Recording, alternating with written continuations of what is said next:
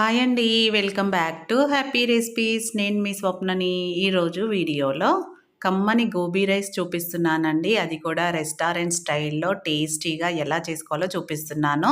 దీంట్లో మనము అందరి ఇళ్లల్లో సాసులు ఉండవు కదండీ! ఎలాంటి సాసులు లేకుండా సింపుల్ పద్ధతిలో చూపిస్తున్నాను.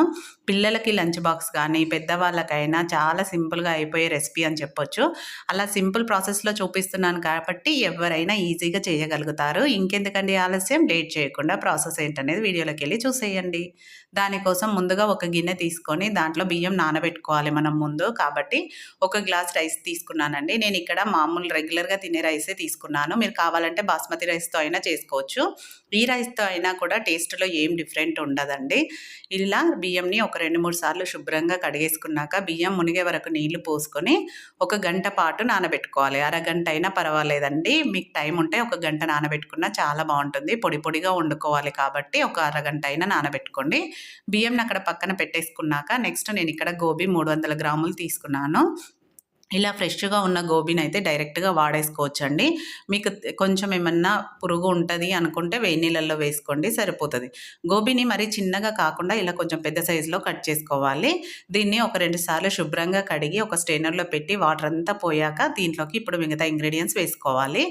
ఒక 2 టేబుల్ స్పూన్ల బియ్యం పిండి వేసుకోవాలి. నేను ఇక్కడ మైదా గానీ, కార్న్‌ఫ్లోర్ గానీ వాడట్లేదండి. మీరు ఒకవేళ వేయాలి అనుకుంటే ఒక టేబుల్ స్పూను కార్న్‌ఫ్లోర్, ఒక టేబుల్ స్పూన్ మైదా వేసుకుంటే సరిపోతుంది. నేను ఇక్కడ 2 టేబుల్ స్పూన్ల బియ్యం పిండి, అలాగే మీరు తినే కారాన్ని బట్టి ఒక టేబుల్ స్పూను కారం, అల్లం వెల్లుల్లి పేస్ట్, అలాగే రుచికి సరిపడా ఉప్పు వేసుకున్నాక దీంట్లో లైట్‌గా ఫుడ్ కలర్ వేసుకుంటున్నానండి. రెడ్ ఫుడ్ కలర్ మీరు కావాలంటే వేసుకోండి. లేదంటే వేసుకోకపోయినా పర్వాలేదు. కలర్ రావడం కోసం వేసేసానంతే.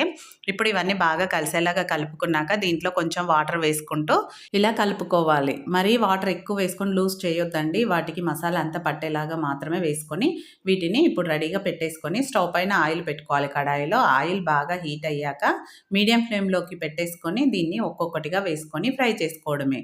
డీప్ ఫ్రై చేసుకోవాలి. గోబీ ఫ్రైని చాలా సింపుల్‌గా చేసుకోవచ్చండి. ఎక్కువ స్పైసెస్ కూడా ఏమీ పట్టవు దీంట్లో. ఇలా మంచి కలర్ వచ్చాక వెంటనే గరిటె పెట్టొద్దండి. ఒక నిమిషం తర్వాత అవి కొంచెం వేగినాక ఇలా తీస్తే మనకి ఈజీగా వస్తుంది. లేదంటే అంటుకుంటుంది. కాబట్టి వెంటనే గరిటె పెట్టకుండా ఇలా కొంచెం కాలినాక అటు ఇటు తిప్పుకుంటూ మంచి కలర్ వచ్చే వరకు ఫ్రై చేసుకోవాలి. చూడండి ఇలా మంచి రెడ్ కలర్‌లోకి వచ్చాక మాత్రమే మనం ఆయిల్ నుంచి తీసేసుకోవాలి. ఈ విధంగా కలర్ వచ్చాక వీటిని ఒక టిష్యూ పేపర్ ఉన్న ప్లేట్‌లో వేసుకుంటే ఎక్స్‌ట్రా ఆయిల్‌ని కూడా అబ్జర్వ్ చేసుకుంటుంది. లేదంటే ఒక స్ట్రెయినర్‌లో అయినా వేసేసుకోవచ్చు. ఇలానే మిగతా గోబీ అంతా కూడా తీసేసుకొని వేసుకోవడమేనండి. ఇలా ఫ్రై చేసుకొని పెట్టేసుకోవాలి మిగతా గోబీ మొత్తాన్ని. నేను మొత్తం ఫ్రై చేశాక చూపిస్తున్నాను చూడండి. ఇలా చేసింది మనం డైరెక్ట్‌గా తింటే కూడా చాలా టేస్టీగా ఉంటుంది. ఇప్పుడు ఇది రెడీ అయిపోయిందిగా. నెక్స్ట్ రైస్ కూడా నేను ఆల్రెడీ ఉడికించి పెట్టేసుకున్నానండి. కొంచెం ఆయిలు, కొద్దిగా ఉప్పు వేసేసి ఇలా పొడి పొడిగా ఉడికించుకోవాలి రైస్‌ని. ఇలా పొడి పొడిగా ఉడికించుకున్న రైస్‌ని ఇప్పుడు నెక్స్ట్ ప్రాసెస్‌ని స్టార్ట్ చేద్దాం. దానికోసం మందంగా ఉన్న కడాయి పెట్టుకోవాలండి ఇలా. మీరు కావాలంటే నాన్ స్టిక్ అయినా పెట్టుకోవచ్చు. ఇప్పుడు దీంట్లోకి 2 టేబుల్ స్పూన్ల నూనె వేసుకోవాలి. నూనె కూడా ఎక్కువ ఏం పట్టదండి. 2 టేబుల్ స్పూన్లు వేసుకొని నెక్స్ట్ ఆయిల్ వేడయ్యాక దీంట్లోకి అల్లం, వెల్లుల్లి ఇలా సన్నగా తరిగి వేసుకోవాలి. ఇవి వేయడం వల్ల టేస్ట్ చాలా బావుంటుంది. పిల్లలకైతే తింటూ ఉంటే మామూలుగా అయితే తినరు కదా! ఇలా వేసామనుకోండి ఈజీగా తినేస్తారు. కాబట్టి ఇలా సన్నగా చాప్ చేసి వేసుకోండి. నెక్స్ట్ దీంట్లోకి పచ్చిమిర్చి, కరివేపాకు కూడా ఈ విధంగా కట్ చేసుకొని వేసుకోవాలి. పచ్చిమిర్చి ఇలా ఆయిల్‌లో ఫ్రై అవ్వడం వల్ల స్పైసీనెస్ అనేది రైస్‌కి బాగా పడుతుంది. సో, అందుకని ఇలా వేసుకొని కొంచెం ఫ్రై అయ్యాక నెక్స్ట్ ఒక పెద్ద సైజు ఉల్లిపాయను ఈ విధంగా పొడుగ్గా కట్ చేసుకోవాలి. స్లైసెస్ లాగా కట్ చేసుకొని వేసుకొని ఈ ఉల్లిపాయ మరీ మెత్తగా వేగొద్దండి. జస్ట్ సాఫ్ట్‌గా అయితే సరిపోతుంది. ఇది తొందరగా సాఫ్ట్‌గా అవ్వడం కోసం కొంచెం ఉప్పు వేసేసుకొని కలుపుకొని ఉడికించుకోవాలి. ఇప్పుడు మీడియం టు లో ఫ్లేమ్‌లో పెట్టుకుంటూ ఉడికించుకోవాలండి. ఇది ఉల్లిపాయ కొంచెం సాఫ్ట్‌గా అయింది కదా! ఇలా సాఫ్ట్‌గా అయితే సరిపోతుంది. కలర్ మారనవసరం లేదు. నెక్స్ట్ దీంట్లోకి మిగతా వెజిటబుల్స్ అన్నీ వేసుకోవాలి. ఇవే అని కాదండి మీ దగ్గర ఏవి ఉంటే అవి వేసుకోండి. నేను ఇక్కడ బఠానీ, క్యాబేజ్, క్యారెట్, బీన్స్ వేసుకుంటున్నాను. ఇందులో మీ దగ్గర ఏది లేకపోయినా పర్వాలేదండి. క్యారెట్ ఒక్కటున్నా సరిపోతుంది. క్యాబేజ్ ఒక్కటున్నా సరిపోతుంది. మీ దగ్గర ఏవి ఉంటే అవి వేసుకోండి. ఇవి కొంచెం హై ఫ్లేమ్‌లో పెట్టి టాస్ చేసుకుంటూ ఉడికించుకోవాలి. మరీ సాఫ్ట్‌గా అవ్వనవసరం లేదండి. హై ఫ్లేమ్‌లో పెట్టుకొని మాత్రమే టాస్ చేసుకుంటూ ఉడికించుకోవాలి. ఒక 2 మినిట్స్ పాటు బాగా ఉడికించుకోవాలి. ఇలా కొంచెం సాఫ్ట్‌గా అయినట్టు అనిపించినప్పుడు నెక్స్ట్ దీంట్లోకి ఒకసారి కలిపేసుకొని గోబీ ఫ్రై చేసి పెట్టుకున్నాం కదా పక్కన, ఆ గోబీని మొత్తం వేసేసుకోవాలి. ఇవి ఎక్కువ టైం పట్టదండి. ఒక ఒక 2-3 నిమిషాల పాటు ఉడికించుకుంటే హై ఫ్లేమ్‌లో సరిపోతుంది. హై ఫ్లేమ్‌లో ఉడికించుకోవడం వల్ల వాటిలోంచి వాటర్ రాదు కాబట్టి చాలా బాగా కుక్ అయిపోతుంది. మనకు రైస్‌లో తింటున్నప్పుడు కూడా ఆ ఫ్లేవర్, టేస్ట్ తెలిసిపోతుంది. లేదంటే వాటిలోంచి వాటర్ వచ్చేసి మెత్తగా అయిపోతాయి. ఇప్పుడు గోబీ కూడా మొత్తం అంతా కలిసేలాగా కలుపుకోవాలి. ఇది కూడా హై ఫ్లేమ్‌లో పెట్టి మొత్తం అంతా కలుపుకోవాలి. ఒక నిమిషం పాటు కలుపుకున్నాక గోబీ కూడా ఇప్పుడు మొత్తం అందులో కలిసిపోయింది కదా! నెక్స్ట్ దీంట్లోకి రైస్ వేసుకోవాలి. మనం పొడి పొడిగా ఉడికించుకున్నాం కాబట్టి రైస్‌ని ఈ విధంగా వేసేసుకోవాలి. ఇలా వేసుకొని రైస్‌ను కలిపేటప్పుడు కూడా హై ఫ్లేమ్‌లో పెట్టే కలుపుకోవాలండి. లో ఫ్లేమ్‌లో కాకుండా హై ఫ్లేమ్‌లో పెట్టి రైస్ ఇవంతా బాగా కలిసేలాగా కలుపుకోవాలి.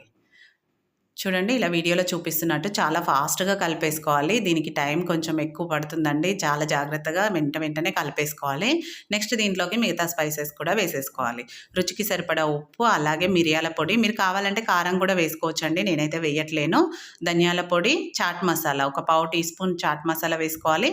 గరం మసాలా ఒక half teaspoon garam masala వేసుకొని మొత్తం అంతా ఇప్పుడు మసాలా అంతా కలిసేలాగా కలుపుకోవాలి. ఇప్పుడు కూడా హై ఫ్లేమ్‌లో పెట్టి టాస్ చేసుకుంటూ బాగా కలుపుకోవాలి. మనం ఇలా కలుపుతూ ఉండగానే రైస్‌కి మంచి కలర్ వస్తుందండి. మీకు ఒకవేళ మిరియాల పొడి తగ్గించి వేసుకోవాలి అనుకుంటే కారం వేసుకోండి. అప్పుడు సరిపోతుంది. సగం మిరియాల పొడి, సగం కారం వేసుకున్నా కూడా బావుంటుంది. నేనైతే కారం ఆల్రెడీ గోబీలో వేశాం కాబట్టి ఇక్కడ వేయకుండా మిరియాల పొడి వేసుకున్నాను. ఇప్పుడు అంతా కలిసేలా కలుపుకున్నాక చూడండి ఎంత కలర్‌ఫుల్‌గా ఉందో. ఒక 2 నిమిషాల పాటు బాగా టాస్ చేసుకుంటూ కలుపుకున్నాక నెక్స్ట్ ఫైనల్‌గా ఒక అరచెక్క నిమ్మరసాన్ని కూడా పిండుకోవాలి. లాస్ట్‌లో కొత్తిమీర వేసేసుకొని ఒకసారి మొత్తం అంతా కలిపేసుకొని స్టవ్ ఆఫ్ చేసుకోవడమే. చూడండి రెస్టారెంట్ స్టైల్‌లో లాగా మంచి టేస్ట్‌తో మనకు గోబీ రైస్ అనేది రెడీ అయిపోయింది. పిల్లలకు, పెద్దవాళ్ళకు ఎవ్వరికైనా లంచ్ బాక్స్‌లోకి పెట్టడానికి దీనికి పెరుగు రైతా ఉంటే చాలండి. ఇంకేం అవసరం లేదు. చూస్తుంటేనే నోట్లో నీళ్లు ఊరుతున్నాయి కదా! ఎప్పుడెప్పుడు చేసుకోవాలనే ఉంది కదా! ఇంకెందుకండి ఆలస్యం వెంటనే వీడియో కంప్లీట్‌గా చూసి మీరు కూడా మీ ఇంట్లో వాళ్ళకి చేసి పెట్టండి. కడుపు నిండా తింటారు. దీంట్లో ఫైనల్‌గా అరచెక్క నిమ్మరసాన్ని పిండుకొని అలాగే ఉల్లిపాయ ముక్కలు పెట్టుకొని తింటే చాలా బావుంటుంది. డెఫినిట్‌గా ట్రై చేయండి. ట్రై చేశాక మీకెలా కుదిరిందనేది కూడా ఫీడ్‌బ్యాక్ పెట్టండి. అలాగే నచ్చిందా వీడియో? నచ్చితే మీ ఫ్రెండ్స్, రిలేటివ్స్‌తో షేర్ చేసుకోండి. మరిన్ని టేస్టీ యమ్మీ రెసిపీస్ కోసం మన ఛానెల్‌ని సబ్స్క్రైబ్ చేసుకోవడం మాత్రం మర్చిపోకండి. పక్కనే ఉన్న బెల్ సింబల్‌ని కూడా యాక్టివేట్ చేసుకోండి. Thank you for watching.